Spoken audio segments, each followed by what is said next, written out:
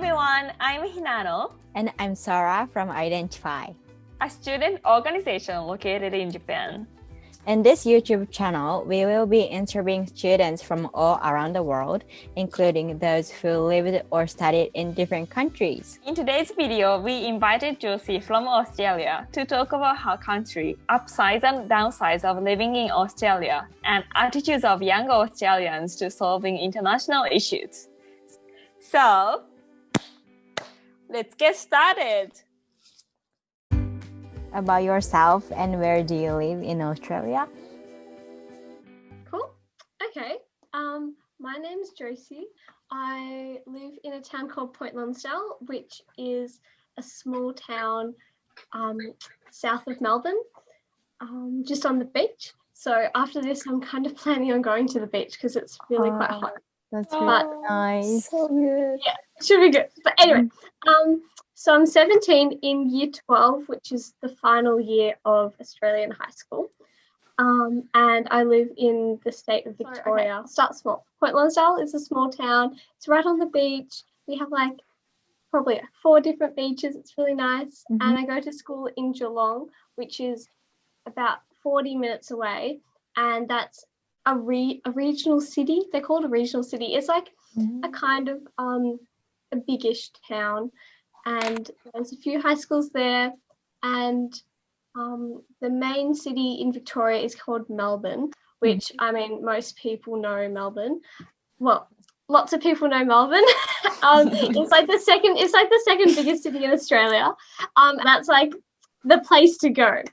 And pretty much besides from Melbourne, there's just like a few other little towns and cities in Victoria, But yeah, otherwise there's beaches, a few mountains to go skiing, and a few rivers, and they call it the high country, where you can go and just relax among the gum trees, and there's small little country towns, and yeah, it's pretty nice.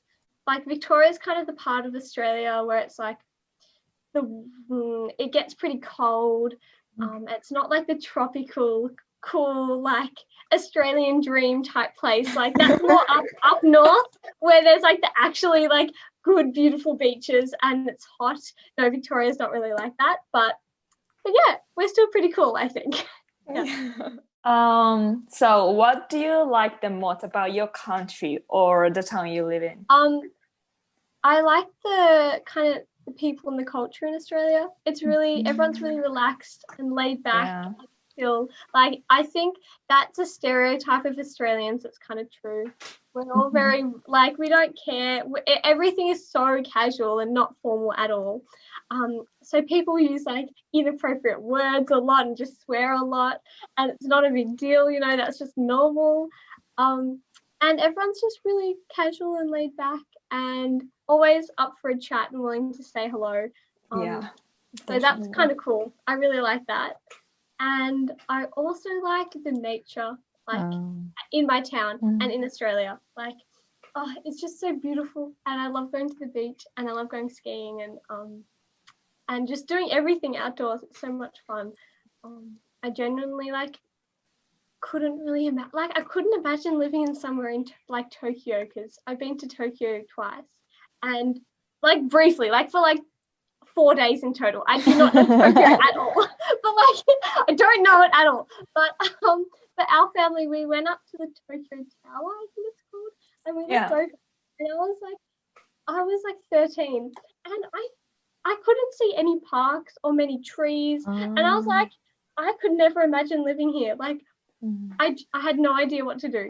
So that made me really grateful to live where there's lots of trees and near the beach, and everyone has big backyards, and I really like that about where I live and just Australia in general. And it's a city, and it's a huge city, but it's got some trees and parks and mountains to hike. I'm not sure if they have mountains. There's really, really small mountains on the edge. And when it snows there, that is that happens once every 10 years, and everyone's oh my goodness. But, it's not like Mount Melbourne or anything. It's just trees really tiny. Yeah, I agree. And houses in Australia are very big as well. Yeah. It's with like many families having pools. I know. So like I go to quite like a school where everyone is quite well off, and like it probably about like half the people have pools at their houses, and that's just normal. And I'm like, what are you doing? Like, no, that's Exactly. It's a bit strange. What do you consider as the most significant issue? The rights of Indigenous people in Australia. So they're like so the Aboriginal and Torres Strait Islander people, because they've been like treated like awfully by just since the British came and invaded. Like Indigenous people have just been treated awfully, and yeah, I'm like personally kind of ashamed of what kind like my ancestors have done. They've got the highest incarceration rate of all people in the world, which means like they get locked up in jail the most per 100 people, and there's like significant differences in life expectancy, health rates, and even just finishing high school or primary school.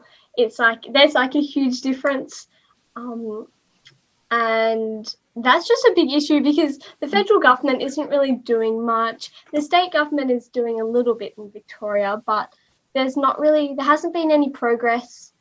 The major thing that happened was the government said in 2008, the Prime Minister did this sorry speech where he said he was sorry, and the government was really sorry.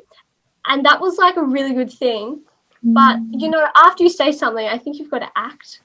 And they haven't really done enough action. I don't think, and a lot of like Aboriginal and Torres Strait Islander people don't think as well.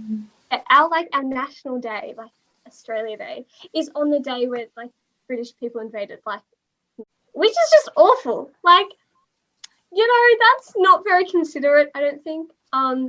So I went to a protest in Melbourne about that, and there were so many people there. It was very cool. But yeah, lots of people, especially young people, don't think it's very appropriate to have our National Day of celebration on the day that on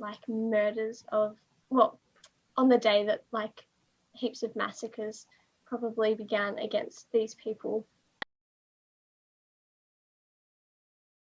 To kind of stems off that a little bit, but I put down like racism and discrimination, because some Australians lash out and are pretty racist to lots of people, especially those who come from like different religious backgrounds or different ethnic backgrounds. It's a bit annoying because especially in Melbourne, but around Australia, people are very proud to be in a multicultural country, like a country where there's lots of different people, heaps of immigrants and migrants coming in, and but then they also like to just pick out particular groups of people and just be really racist towards them and be very hateful and just rude. And yeah, it's pretty bad. It's quite awful, and that's something lots of young people want to change, but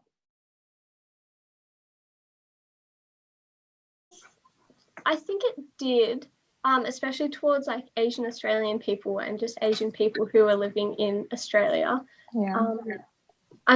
Like in the news, there's definitely been some like reports of lots of discrimination against Asians in Australia, which is pretty bad. But I don't think it's not nearly as bad as in America, where they refer to it as like the Chinese virus. But it's not very explicit. No, but it's still definitely there. And Australia's politics aren't very good either. Like as Hanano would know, we've like shut our borders off to the world, which is, I mean, yeah, it's pretty bad. Even there's about 40,000 Australians who are stuck overseas still because the government won't let them in. Yeah, still, and they haven't even got to everyone else.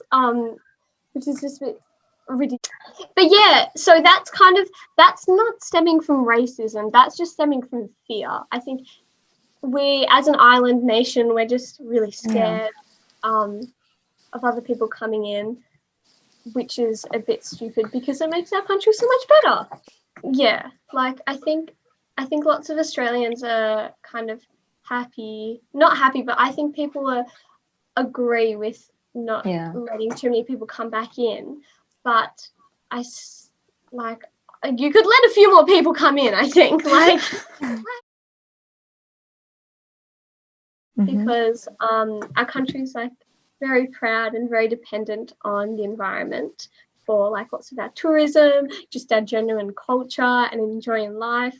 But our government is doing like nothing to help the environment, like hardly anything at all. Like the coal mining industry is still like going strong, or we're still a bit hesitant to do stuff to protect the climate, which is a bit stupid considering how important nature is to us. For the last one, I said mental health, which is mainly, I think, for young people, or something that we're more interested in. But it's a top cause of death for young people in Australia. And like that alone, I think is just like awful, and something needs to happen with that. So yeah. Yeah, I found that in Australia, it's more common for people to talk about mental health, like in comparison to other countries like Japan. Yeah. Where it's like taboo and we can't really talk about it. Yeah. I heard from Hinano that like Australian people talk about more depression, and I was so surprised that like they speak about depression like openly. Yeah. It's I mean, it's still really hard to talk about, but it's if you say, I'm suffering from depression, or I have anxiety, people will like listen to you and not treat you like, they'll treat you well. They'll in general, I think. Yeah. Well, young Australians are like very passionate about making change. I think young people are just a bit frustrated and just like want to do something now. Like I meet so many people, and they're just like so eager to get things done. They're so ready for a fight. They're so angry. Like lots of young people are going to protests now. It's like mainly just young people there. And for in relation to the environment, there's like the school strike for climate happens in Australia too, and that was really big. That was huge. It was very huge. Like not in 2 years ago, like before COVID, it was massive. Like there was so many people in Melbourne and Sydney, and even in Geelong, where the strike I went to, there was still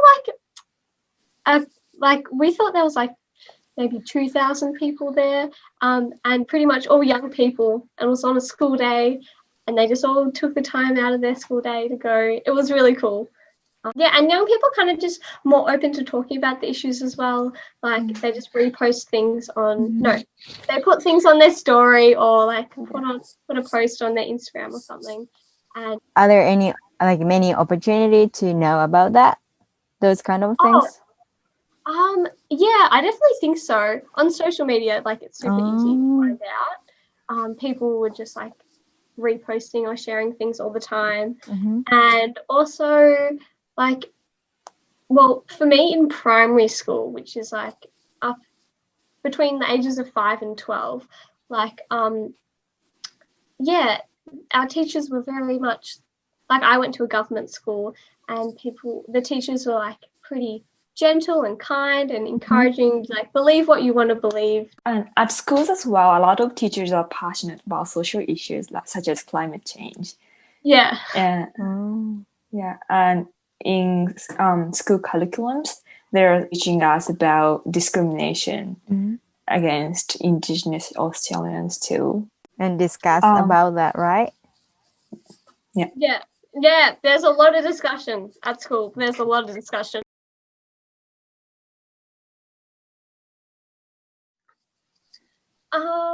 For me, it's probably climate change and like the environment.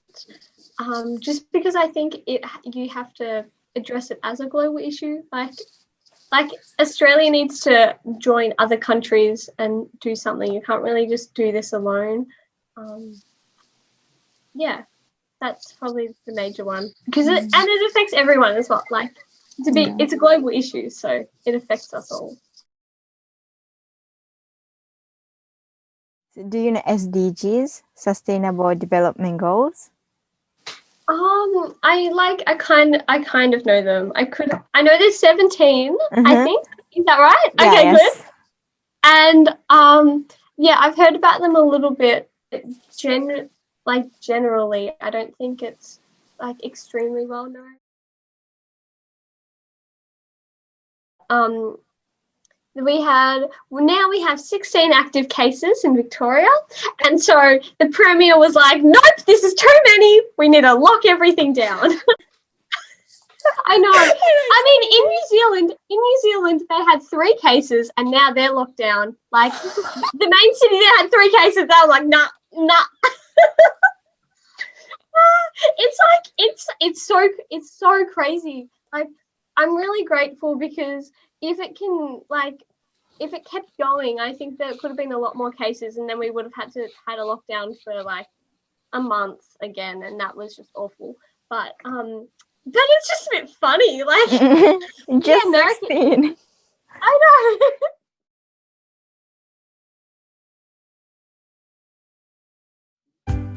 All right, thank you, Josie, for your precious stories, and thank you guys so much for watching this video. Please do not forget to subscribe this channel and give the video thumbs up. Until next time, bye.